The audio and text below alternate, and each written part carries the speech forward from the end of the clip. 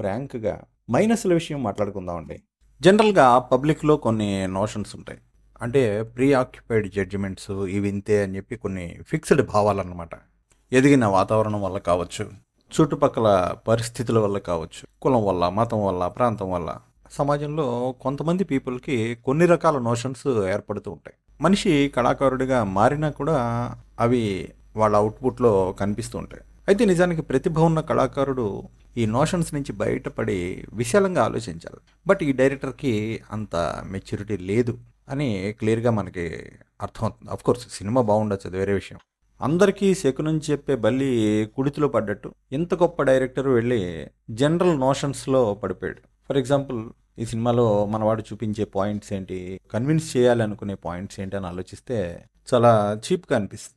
అరే ఇంత క్లాస్‌గా సినిమా తీశాడే కానీ మళ్ళీ రెగ్యులర్‌గా ఈ సినిమా వాళ్ళ ఈ పడికట్టు రూల్స్ ఇవే ఫాలో అయ్యాడేంటి అని అనిపిస్తుంది. ఫర్ ఎగ్జాంపుల్ మన సినిమాలో చూడండి, హీరో ఎప్పుడు పనికి మారినవాడు, వాడు ఏ పని సరిగ్గా చేయడు, ఏది నేర్చుకోడు, తల్లి మాట వినడు, తండ్రి మాట వినడు, ఎందుకు పనికిరాని వాడు మన తెలుగు సినిమాలో హీరో. ఇడియట్లో రవితేజ్ దగ్గర నుంచి అంతా ఇదే ఫార్మాట్. సరే ఇలా తల్లి తండ్రి చేత తిట్లు తినేవాడు కాస్త ఒక అమ్మాయిని ప్రేమించేసరికి వాడికి వాల్యూ వచ్చేస్తుంది.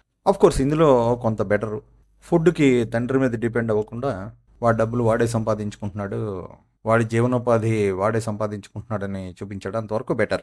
అయితే పెద్దవాళ్ళ మాట వినకుండా ఇష్టం వచ్చినట్టు ప్రవర్తించేవాడే మనకి హీరో అన్నది ఒక జనరల్ నోషన్. దాన్ని ఇతను కూడా ఫాలో అయ్యాడు. ఇక మరో నోషన్ ఏంటంటే ఈ పేద అబ్బాయిలు అందరూ కూడా చాలా మంచివాళ్ళు, అల్లరి చిల్లరిగా తిరిగినా వీళ్ళు చాలా గొప్పవాళ్ళని ఒక ఎస్టాబ్లిష్ చేయాలని చూస్తుంటారు చాలామంది డైరెక్టర్స్. ఇవన్నీ కూడా కొందరి మనసుల్లో ప్రీ ప్రోగ్రామ్డ్ థింగ్స్ ఇవన్నీ. మన డైరెక్టర్ది కూడా అదే పరిస్థితి. ఇప్పుడు ఫర్ ఎగ్జాంపుల్ ఒక కుర్రాడు బుద్ధిగా ఉండి ఏదో మంచి ఉద్యోగం చేసుకుని తల్లిదండ్రుల మాటలకి తలూపుతూ ప్రశాంతంగా జీవిస్తున్నాడు అనుకోండి, వాడు ఒక చవట కింద చూపిస్తుంటారు. ఇలా అల్లరి జల్లరిగా తిరిగేవాడే హీరో అనమాట, వాడికే హీరోయిన్ పడిపోతూ ఉంటుంది. సరే ఈ బేసిక్ నోషన్స్ నుంచి పాపం తప్పించుకోలేకపోయాడు. ఈ మధ్య వచ్చిన డ్రాగన్ మూవీ ఒకటే ఈ విషయంలో చాలా మెచ్యూరిటీగా ఉంది మూవీ. మొత్తం మీద ఈ పేద హీరోలు, ఈ పోకిరి హీరోలు, అమ్మ మాట నాన్న మాట వినని అల్లరి చిల్లరి గ్యాంగు, వీళ్ళంతా చాలా గొప్పవాళ్ళు, వీళ్ళు పాపం ఏ తప్పు పని చెయ్యరు.